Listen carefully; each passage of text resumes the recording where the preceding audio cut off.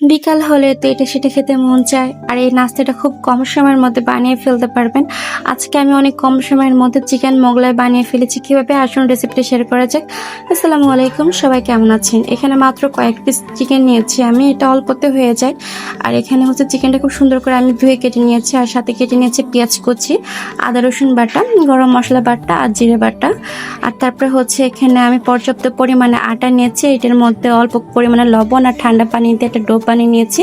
আর এখানে হচ্ছে আমি পেঁয়াজটা ব্রাউন কালার করে ভেজে নিয়ে আদা রসুন বাটা, লবণের গুঁড়া, হলুদের গুঁড়া, মরিচের গুঁড়া দিয়ে খুব সুন্দর করে কষিয়ে নিব। আর এটা কিন্তু চিকেন দিয়ে বানালে অনেক মজা লাগে, আবার আপনারা চাইলে ডিম দিয়ে বানাতে পারেন, তবে আজকে আমি চিকেন দিয়ে বানাচ্ছি। আর যে পর্যায়ে হচ্ছে আমি চিকেনটা দিয়ে নিব, দিয়ে খুব সুন্দর করে নাড়াচাড়া করে নিব। আর আমার ভিডিওটা যদি ভালো লাগে তাহলে একটা প্লিজ লাইক করে দিবেন আর সাবস্ক্রাইব করে দিবেন, আমার চ্যানেলটা একদমই নতুন। আর এই যে পর্যায়ে হচ্ছে আলুটা দেওয়ার পরে আমি খুব সুন্দর করে নাড়াচাড়া করে নিব। আর এটা অল্প সময়ের মধ্যে হয়ে যায়। আর এই গরমের মধ্যে কিন্তু চুলার পাড়ে বেশি সময় থাকলে অনেক কষ্ট হয়, তাই জন্য অল্প সময়ের মধ্যে নাস্তাটা বানিয়ে ফেলতে পারবেন। আর এই নাস্তাটা হচ্ছে নিজেদের জন্য বানাতে পারবেন, কিংবা বাসায় মেহমান আসলে বানিয়ে দিতে পারবেন।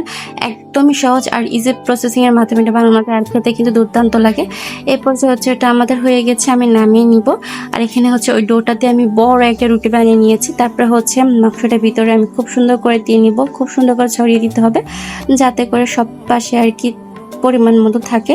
আর এই পর্যায়ে হচ্ছে আমি মোগলাই শেপটা দিয়ে নিব। আর এই শেপটা দেওয়া একদমই ইজি, আপনারা ভিডিওটা দেখলে বুঝতে পারবেন।